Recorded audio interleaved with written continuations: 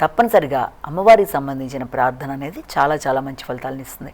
అంటే అమ్మవారు ఎవరైనా సరే, దేనికి సంబంధించిందైనా సరే అమ్మవారికి సంబంధించి మీరు చేసినట్లయితే, అంటే అమ్మవారి అష్టోత్తరాలు కానీ, అలాగే సతనామావళి కానీ, లేకపోతే ఇంకా అవకాశం ఉంటే దుర్గాదేవికి సంబంధించిందైనా, లేకపోతే లక్ష్మీదేవికి కానీ, మీకు ఏ అమ్మవారితో మీకు అనుకూలత ఉందో దానికి సంబంధించిన శ్లోకాలు పఠించడం, కనకదార స్తవం కానీ, దుర్గాదేవికి సంబంధించిన శ్లోకాలు కానీ, ఏది పఠించినా అది మంచి ఫలితాలు ఇస్తుంది. కనుక వీలైనంతవరకు విద్యాపరంగాను, తర్వాత ధనపరంగాను, మానసిక శాంతి ఏర్పడడానికి అన్నిటికీ కూడా అనుకూలత అనేది ఏర్పడుతుంది. కనుక తప్పనిసరిగా ఇందులో ఏది చేసినా మీకు అనుకూలతలు ఏర్పడే అవకాశం ఉంది. కనుక ఎందుకంటే గోచారరీత్యా ఎదురవుతున్న సమస్యలు స్వల్పంగా ఉన్నప్పుడు ఆ స్వల్పమైన వాటికి స్వల్పంగా ఉండే పరిహారాలుగా మీరు తీసుకొని ఈ యొక్క దేవతా ప్రార్థన కానీ, దేవాలయ సందర్శన కానీ, లేకపోతే మీ ఇష్టదేవతా ప్రార్థన కానీ ఏది చేసినా కూడా అది చాలా వరకు మంచి ఫలితాలు ఇస్తుంది. కనుక స్వల్ప సమస్యల్ని స్వల్ప పరిహారాలతో చేసుకుంటూ ముందుకు వెళ్ళడానికి ప్రయత్నం అనేది మనం చేయాలి. కనుక వీలైనంత వరకు మీరు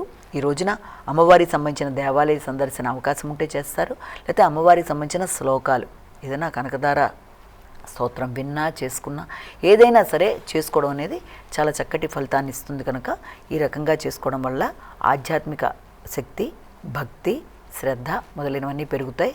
సమస్యల్ని అధిగమిస్తూ ముందుకు వెళ్ళడానికి మానసిక స్థైర్యం అనేది ఏర్పడుతుందని మనం గమనించాలి.